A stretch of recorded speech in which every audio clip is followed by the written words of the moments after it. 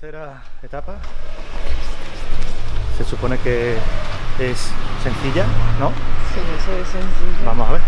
Eso, vamos a ver cómo de sencilla es esta etapa. De momento regresamos a la Plaza Relleno de Ponteceso, con su crucero, que conocimos en la jornada anterior. Muy cerca hay una zona jardinada con un monolito levantado aquí en 1981 en honor a Eduardo Pondal, el poeta padre del himno gallego. Este peñasco homenajea en cierto modo el sueño del artista en ser sepultado en un dolmen. Nos dirigimos a su puente del siglo XIX para cruzar el río Anyons, caudal testigo de un pasado industrial dedicado a la madera. Al otro extremo del puente comienza la urbe de Ponteceso de Cabanas, con vistas al oeste a las marismas de Omalecón y al Monte Blanco en estos primeros compases.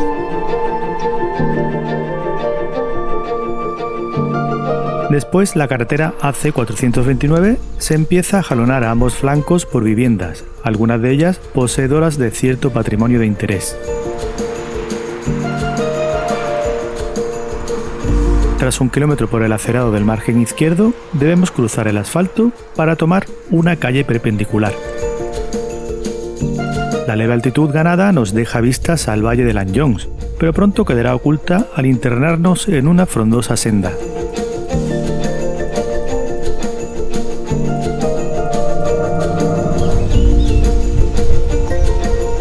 Pinos, eucaliptos y algún carballo disperso nos dirigen a la ancha pista del Camino Corons, que irá descendiendo suavemente a las inmediaciones de Anyons, en Pozo dos Caldeiros, justo donde el río se abre al estuario. Hoy nos toca afrontar toda esta extensión de llanura costera desde la orilla opuesta a la que recorrimos la jornada anterior. Y aunque el escenario es el mismo, la luz de la mañana y las perspectivas lo hacen bien distinto. Al oeste, a unos 15 kilómetros, nos espera la cumbre del Monte Castelo de Lourido. Pero todavía nos queda un fascinante camino antes de llegar allí. Cuesta entrar en calor, ¿eh? Tercer día de agujetillas.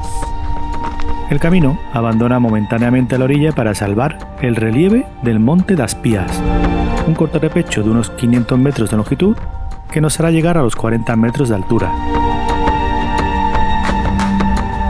Aunque rápidamente se inicia el descenso entre la espesura hasta un área a cielo abierto donde podemos tomar nuevas fotografías a Anyons y a sus meandros forzados por los arenales.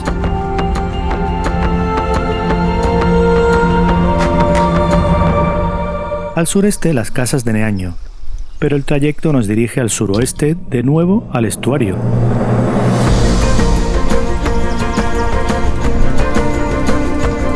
En esta ocasión nos recibe su playa de Ocurro, que a falta de personas, dadas las horas tempranas, ya la aprovechan la protegida fauna aviar del entorno.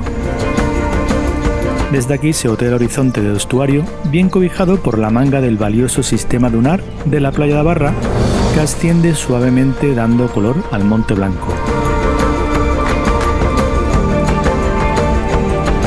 A partir de este punto iniciamos la senda fluvial do Anyons, que navegará pegada al río durante algo más de 3,5 kilómetros.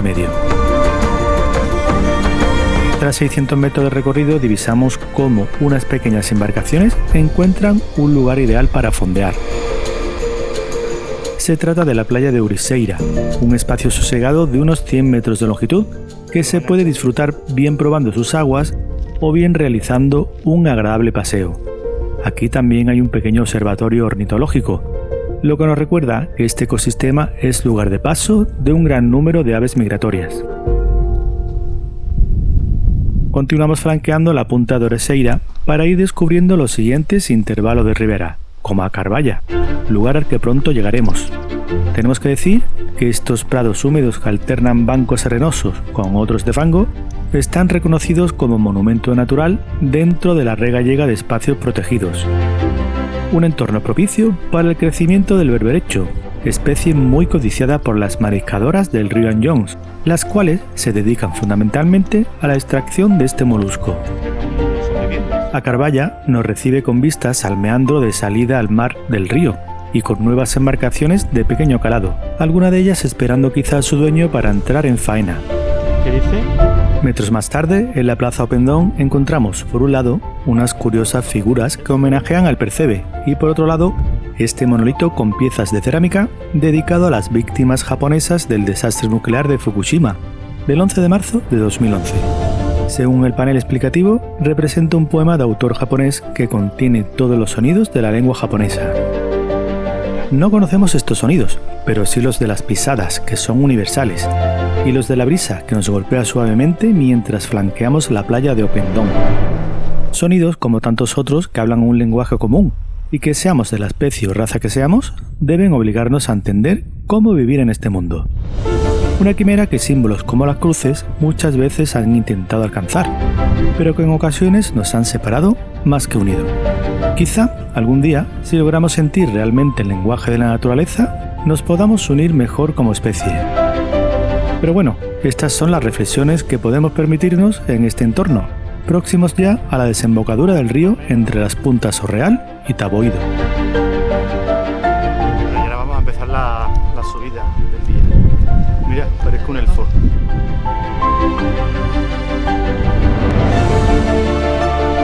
Antes de afrontar esta subida, todavía nos resta bordear la ensenada de Lodeiro, testigo del auge de la carpintería de ribera del siglo XX, encargada de la construcción de veleros y otros tantos pesqueros.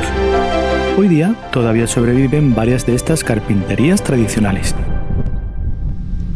As Grelas marca el punto y final de esta ensenada y de nuestro recorrido por el estuario. Cruzamos con cuidado la carretera AC429 para incorporarnos ahora a otra preciosa senda fluvial protagonizada por uno de los afluentes del río Anllóns. Nos referimos al Rego dos Moinhos. Este arroyo da nombre a la ruta, y este a su vez toma su denominación gracias al valioso conjunto etnográfico que iremos encontrando a nuestro paso, conformado por los molinos harineros.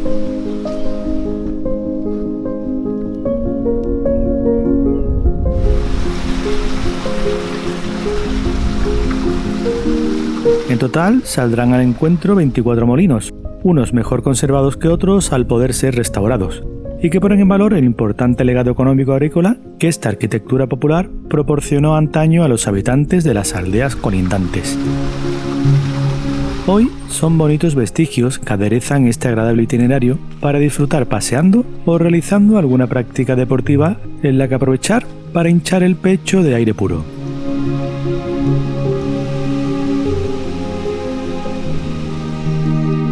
Un rico entorno verde donde el musgo y la hiedra juegan un papel fundamental tapizando la arboleda que delimita el trazado.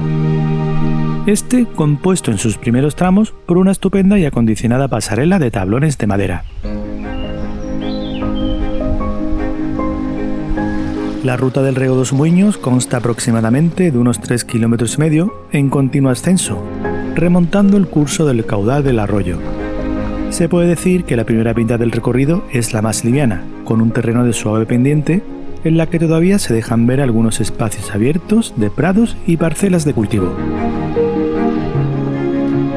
Pero estos elementos son escasos, ya que rápidamente la espesa vegetación de ribera nos envuelve de nuevo.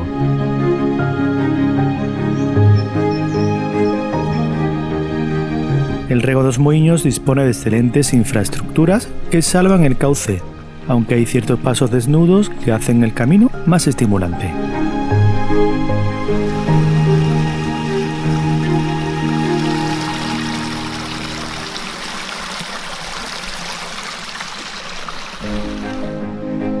Abedules, robles y algún castaño disperso nos cobijan por esta preciosa galería que de cuando en cuando nos sorprende con un nuevo molino.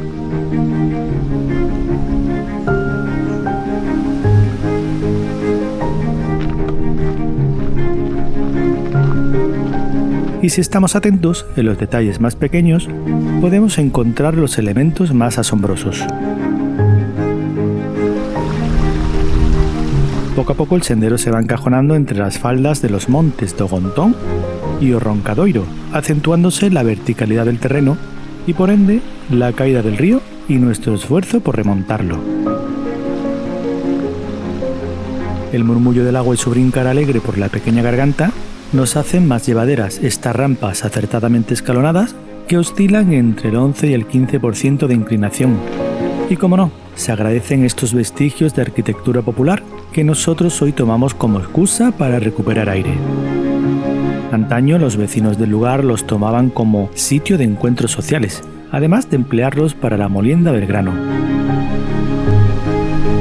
Hay datos que estiman que en el siglo XIX existían más de 5.000 molinos en toda Galicia, y no es de extrañar, ya que la orografía del terreno de la región y sus recursos hídricos permitían el aprovechamiento de la fuerza del agua. Y si a estos molinos les acompaña un paraje lleno de bellos rincones, tampoco es raro que en el año 2007 las administraciones lucharan por recuperar este trazado y darle el valor que se merece. Ha costado y entra en calor. Tela, ¿eh? Bueno, todavía está costando.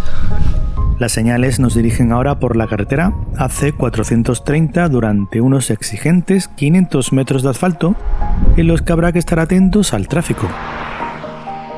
Este tramo nos deja las inmediaciones de otro de los hitos más destacados de esta jornada, el Castro de Borneiro. Pero antes de llegar a él, debemos ir despidiéndonos de la ruta del Rego dos Muiños, que nos brinda aquí una apacible área de descanso en la que poder reponer fuerzas una vez realizada la visita a este enclave. Y es que en este lugar emana un hechizo ascentral indiscutible.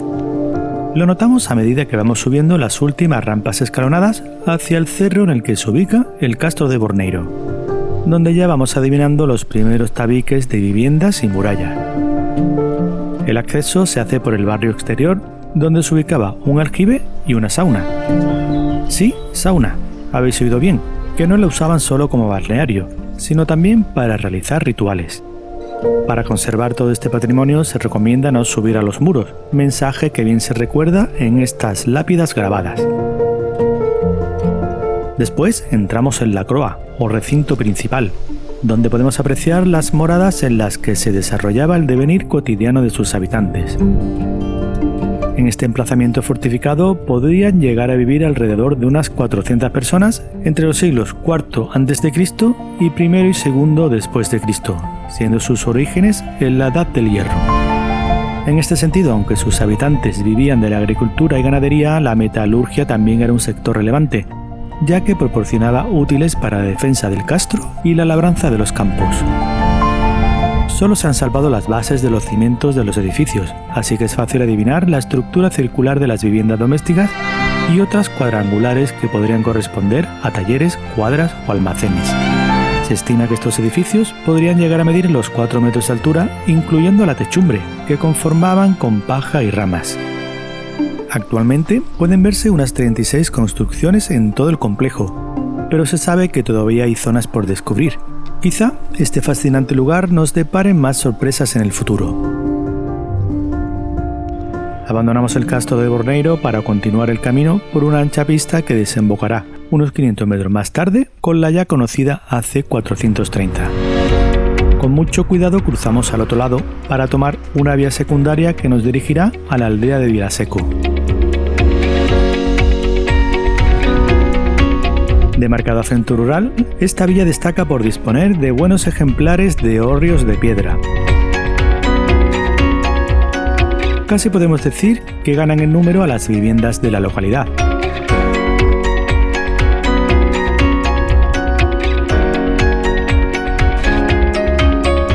También se deja ver un cruceiro de granito, sin figura, elemento que marca una nueva encrucijada. Avanzamos por las calles de la urbe hasta incorporarnos unos metros por una senda que acorta el trazado para desembocar en otra pista de asfalto. Aquí, la Galicia agrícola y ganadera no defrauda. Tras Vilaseco nos acoplamos a la vía DP 1404. Ahora mismo llevamos la mitad de la etapa. Nos falta la puntita de la subida. Castelo de aquí. ¿No te acuerdas, no? En los casi 1000 metros que transitaremos por esta pista, daremos en primer lugar con otro cruceiro, este con una tosca figura de Cristo crucificado. Y en segundo lugar, a pocos metros del cruceiro, se emplaza otro de los hitos destacados de esta etapa, el dolmen de Dombate. Lo primero que nos llama la atención de este lugar es que el yacimiento arqueológico está altamente protegido por un recinto a modo de vitrina con cubierta de casetones de madera. Todo ello producto de un minucioso estudio de conservación de esta estructura de piedra, considerada la catedral del megalitismo en Galicia.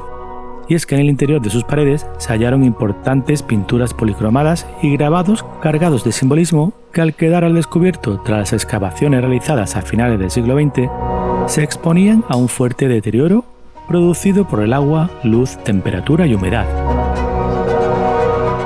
Realmente el dolmen de Dombate se compone de dos túmulos, Dombate antiguo y Dombate reciente, siendo el primero anterior en el tiempo y sepultado tras el levantamiento del más nuevo.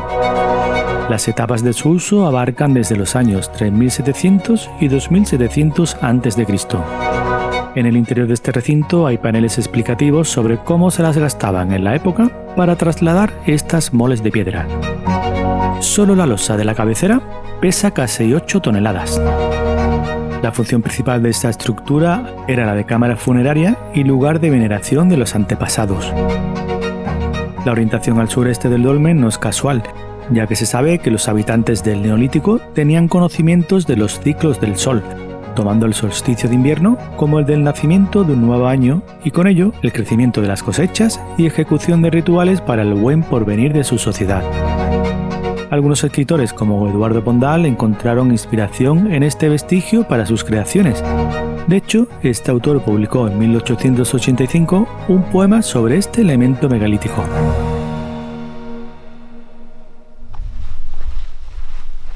Reanudamos el viaje tomando de nuevo la carretera de P1404, que pronto abandonaremos por una vía secundaria dirección norte, hacia la villa de Fontefría. Otro molino, ¿no? Maizales, viejos molinos, prados de pastos, huertas y hórreos siguen rociando este hermoso entorno rural que ya empieza a despertarnos el gusanillo del hambre.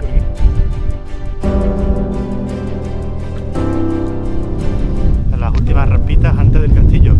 Y allí, si vemos la cosa que está bien, nos zampamos como cata que llevamos arrastrando unas lonchas de chorizo y de pavo 3 días en la maleta. Afrontamos ahora un último repecho para alcanzar el punto más alto de esta etapa y de todo el camino de los faros. Un cartel que nos saca del asfalto nos da referencias del lugar, el monte Castelo de Lourido. Las rampas de esta subida son buenas para resoplar, ya que oscilan entre el 12 y 16% de inclinación. Afortunadamente, este tramo solo consta de 1 kilómetro aproximadamente. Ya falta poco. Así que antes de que nos demos cuenta, ya tenemos a la vista el punto geodésico marcando la cota más elevada, 312 metros de altura.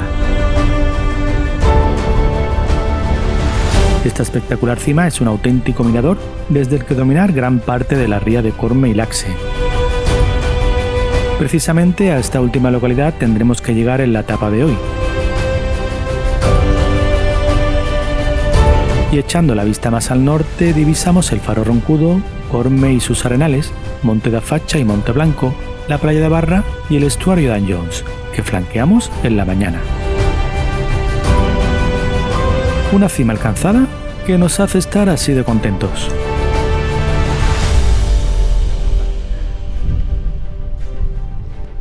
Tras realizar el almuerzo en este panorámico lugar, toca deshacer los metros subidos. Los primeros metros son los más incómodos, debido a la verticalidad del terreno y la presencia de piedra. Pero después conecta con una ancha pista forestal entre pinos y eucaliptos que nos hará alcanzar rápidamente las inmediaciones de la aldea de Arnela.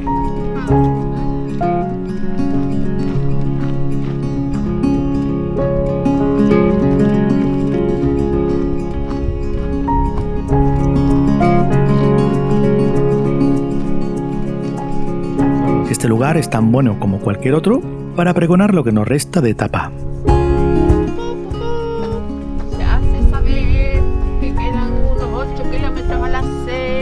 Pero lo mejor que hacemos es no mirar kilómetros y dejarnos llevar, por ejemplo, con detalles que nos transportan a Santiago de Compostela. Y mientras nuestros pies navegan entre las huertas de los hacendosos vecinos, nuestra mirada lo hace acompañando a Lanjohns hacia su desembocadura.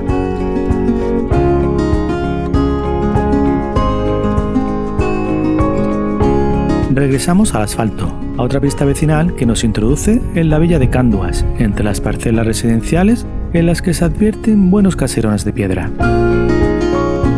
También se adivina una espadaña, la de la iglesia de San Martiño, cuyos tejados se van dejando ver conforme avanzamos.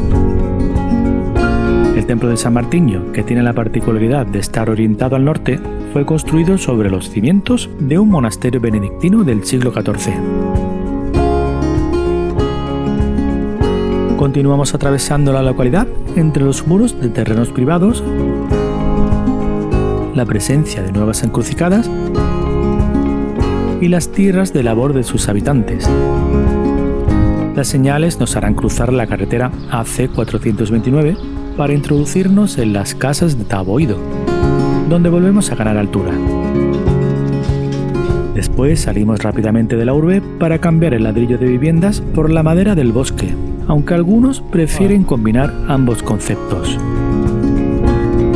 Pinos, eucaliptos y un extenso manto de helechos nos acompañan en este intervalo de camino, primero por asfalto para luego hacerlo por pista de tierra, donde el terreno comienza a descender acercándonos de nuevo al litoral.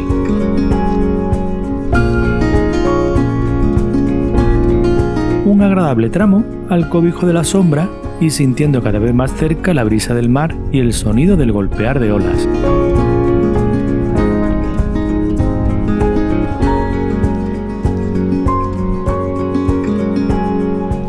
Finalmente, el camino regresa a la orilla entre los salientes de Punta Escanabada y Punta de Càndues.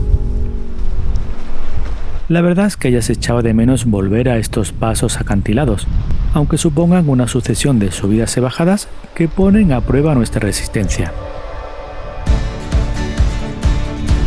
El trazado deja impresionantes vistas al litoral de Corme y Punta do Roncudo, aunque no dejaros hipnotizar demasiado por estas vistas, ya que por aquí se recomienda ser precavidos y no salir de sendero, pues hay zonas muy verticales.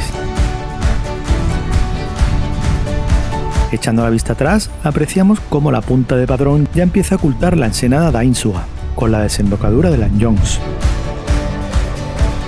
Seguimos avanzando hacia el oeste, divisando ciertas propiedades emplazadas en lugares privilegiados, como la situada frente al relieve submarino de la isla do Castelo.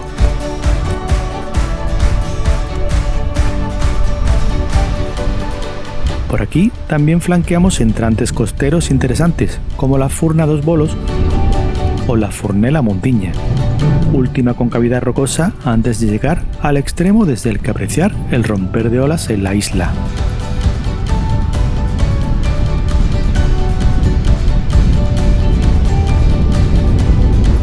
A continuación, el dibujo de la costa hace un giro de 180 grados para abrirnos un bonito panorama aderezado con dos arenales separados por la punta da Catuxa.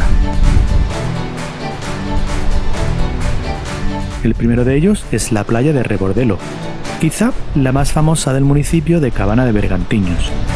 Con una longitud de 200 metros, su fina y blanca arena y aguas turquesas nos atraen como un imán. Además, mientras nos vamos acercando a ella, sentimos cierta envidia de cómo niños y mayores postran sus extremidades inferiores en la orilla, cosa que a estas alturas de etapa necesitamos como agua de mayo. Si tras 23 kilómetros de recorrido tenéis los pies castigados, ellos os agradecerán esta cura termal.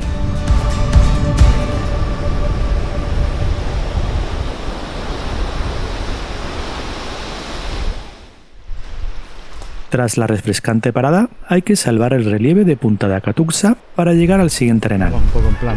Por aquí perdemos momentáneamente la referencia de las señales, pero enseguida encauzamos la maleza para volver a la senda correcta. Mientras rodeamos Rebordelo, advertimos la presencia de surfistas, los cuales aprovechan el tendido romper de olas hasta la orilla para disfrutar de largas cabalgadas. Otros, en cambio, lo tienen complicado, pobre. Seguimos avanzando para alcanzar rápidamente el próximo arenal, la playa de San Pedro, la cual se encuentra encajonada entre los salientes de Punta de Acatuxa al este y Cormellana al oeste. Esta orilla de unos 150 metros es más inaccesible que la anterior, aunque nos parece un precioso anfiteatro con gradas tapizadas por un manto verde. Las señales nos invitan a pisar la playa, pero nosotros decidimos progresar por este trazado que vuelve a acercarse con vértigo a la Costa Quebrada.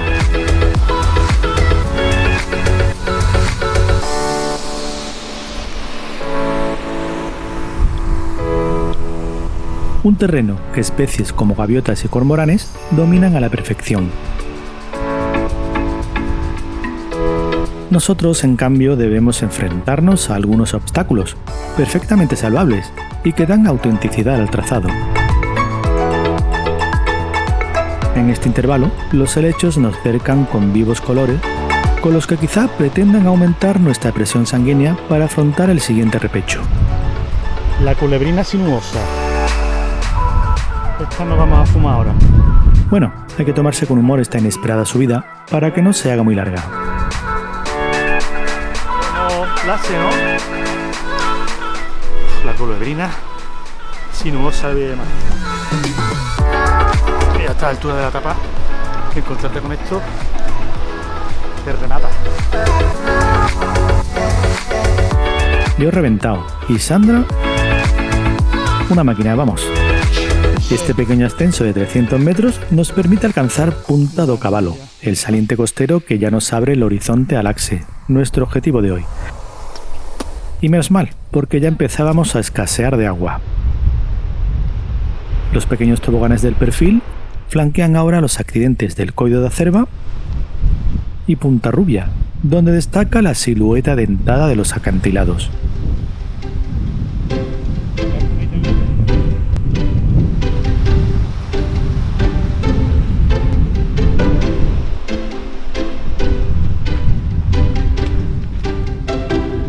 ...500 metros después, llegamos al entrante del Coido dos Moinhos, con cavidad que recibe este nombre gracias a los molinos que se levantaron aquí para aprovechar el cauce de un arroyo.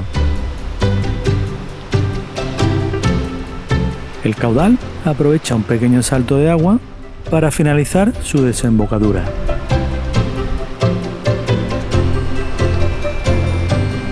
Rodeando el Coido, debemos estar atentos al vadeo del arroyo, donde se puede adivinar entre la maleza la presencia del otro molino. Después atravesamos un pequeño tramo emboscado para salir de nuevo al cielo abierto. A partir de aquí, tan solo nos dista 1 kilómetro para llegar al Axe, cuyo concello se inicia en el saliente de Punta da Area. Esta será la última convexidad que bordearemos antes de ir directos a nuestro objetivo, del que ya se obtienen magníficas panorámicas.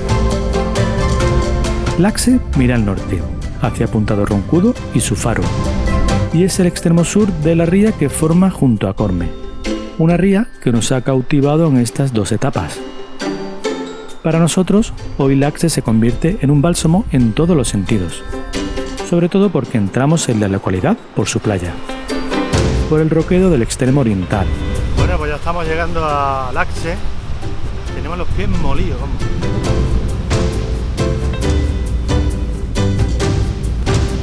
Llegar aquí significa, por un lado, resucitar los castigados pies en estas aguas reparadoras. ¡Qué placer! Con el permiso de las algas, claro. Fuera. Por otro lado, de intentar compartir con los habitantes del entorno la alegría de poder haber finalizado otra fascinante etapa.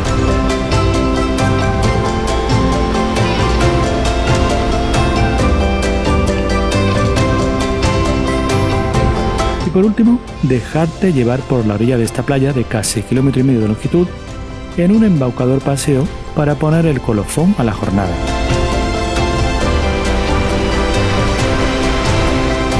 Estos del Camino de los Faros saben bien lo que se hacen, y algo nos dice que no dejarán de sorprendernos en las siguientes etapas. Hasta la próxima. Vamos.